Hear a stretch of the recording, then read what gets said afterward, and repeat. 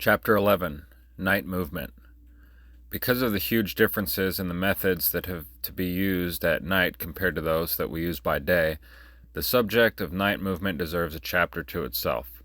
The major difference is the switch in emphasis away from sight to hearing, touch, and smell.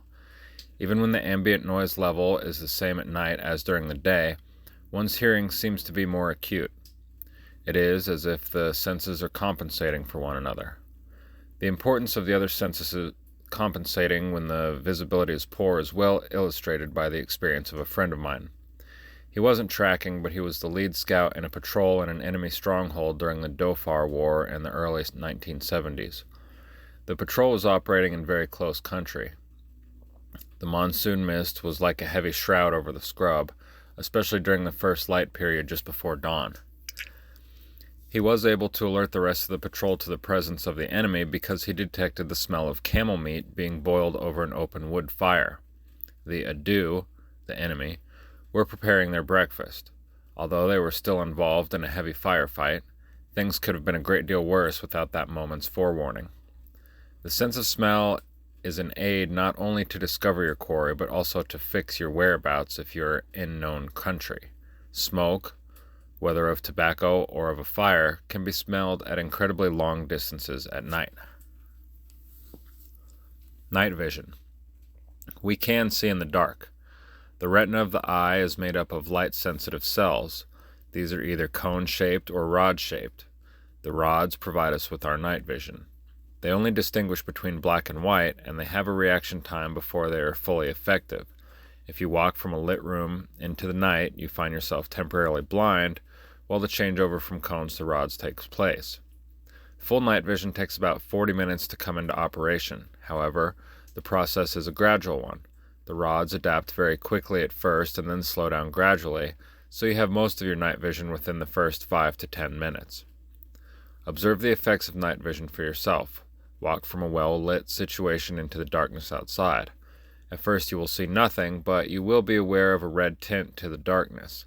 After only a few seconds, the outline of larger objects will be visible. The details on those objects will begin to show after a few more minutes. After 10 minutes, the detail on the faces of people around you will be easily recognizable, and you may also be able to recognize larger individual plants at ground level. To pick out distant detail at night, flick your eyes on and off the object, or look slightly to one side of it.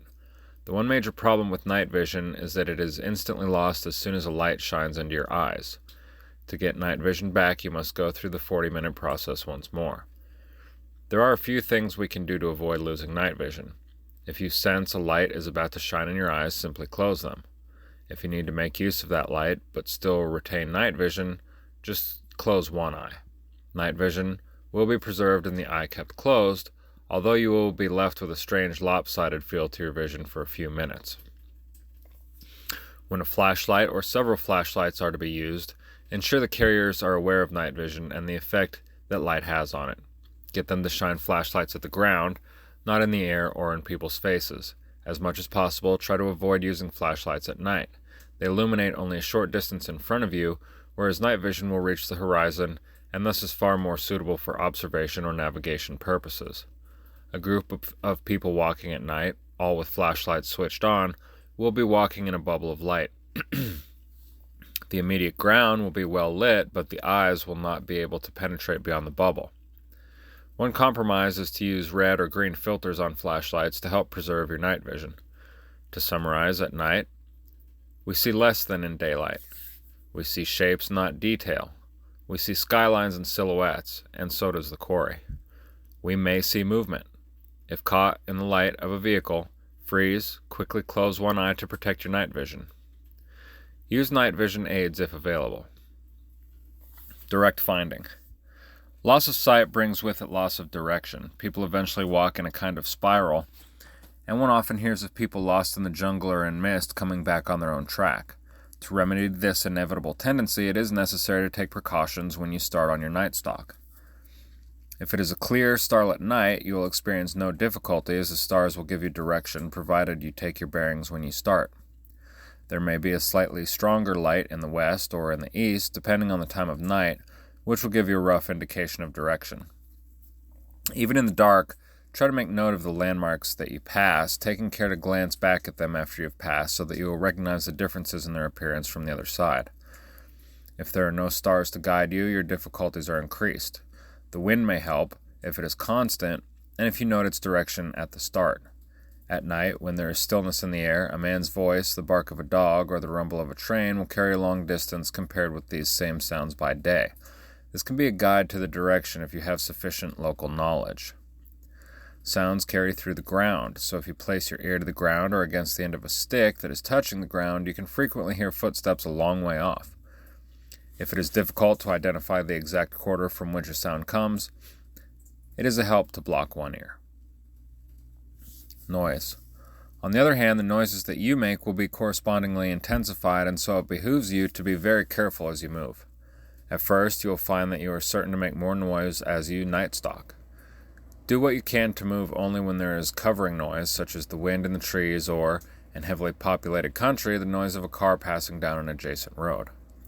Balance. The methods of movement at night are basically the same as those in the day, see movement at night below, but you will find it more difficult to keep your balance. Because of this, you will find the obstacles more difficult to negotiate.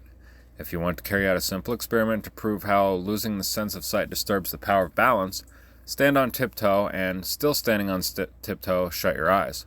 Almost immediately you will discover a tendency to overbalance, probably forward.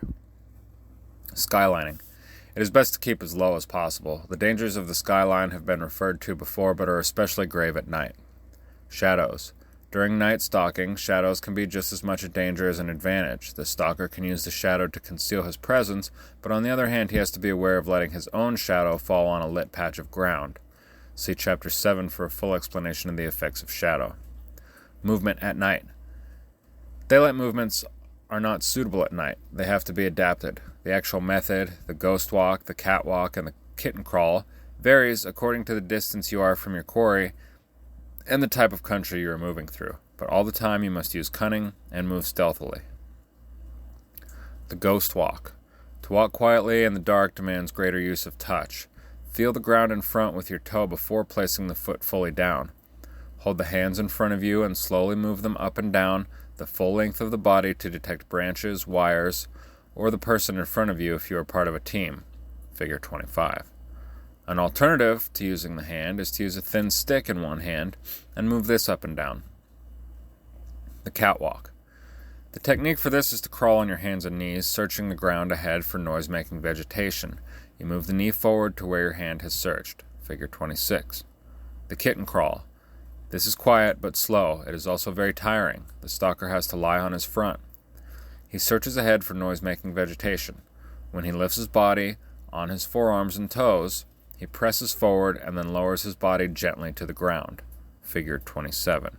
In summary, at night, remember that you hear and smell more than you see. Turn your ears towards any sound. Stop and listen. Keep close to the ground. Freeze if you hear a noise. Keep quiet. Don't have loose equipment. Jump up and down before starting the task to check for any loose or noisy items. Remember that the dangers of skylining and creating a shadow are still present and even graver at night. Move carefully. Use the ghost walk, the catwalk, or the kitten crawl. Clear your route. Don't step on dry vegetation. Use any available cover. Be aware that vehicle lights turn night into day. Use your ears. If the quarry is near, check on his movements frequently by putting an ear close to the ground. Breathing into the air on cold nights will create an obvious cloud above the stalker. Breathe into your jacket or the grass to disperse your breath with a scarf.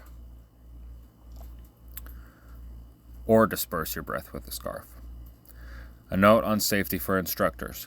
There are so many valuable lessons to be learned from a night stalk that it is an essential part of any stalking training and therefore any tracking training.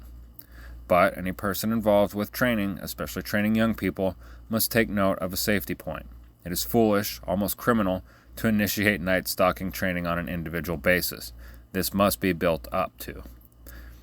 We all have a fear of the dark. The trees and fences become magnified, sounds become intensified, the ground becomes more uneven, until gradually we feel a sinking sensation inside that warns us it is time to take a grip of ourselves. When we have become accustomed to these apparent changes, we begin to appreciate the subtle beauty of the dark and become quick to read the noises of the night. Walk out at night, in a group at first, and practice by listening for sounds and learning their meaning. By looking at the stars and the lighter horizon, by distinguishing shadows from objects at a distance, by using the sense of smell to find out what is happening round about, and by feeling and identifying different objects in the dark. Become accustomed to the unfamiliar by degrees. Then, stalks should be arranged for pairs before individual night stalks are attempted.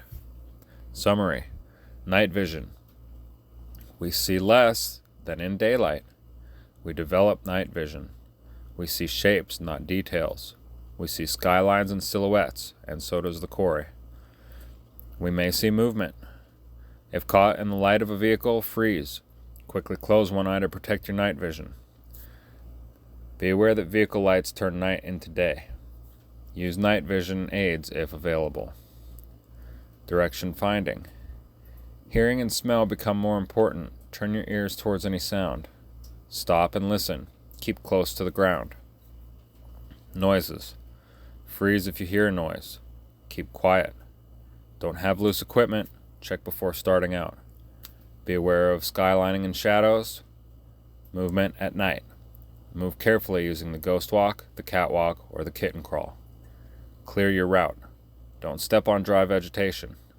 Use any available cover. Breathing into the air on cold nights will create a cloud above the stalker. Breathe into your jacket or the grass, or disperse your breath with a scarf.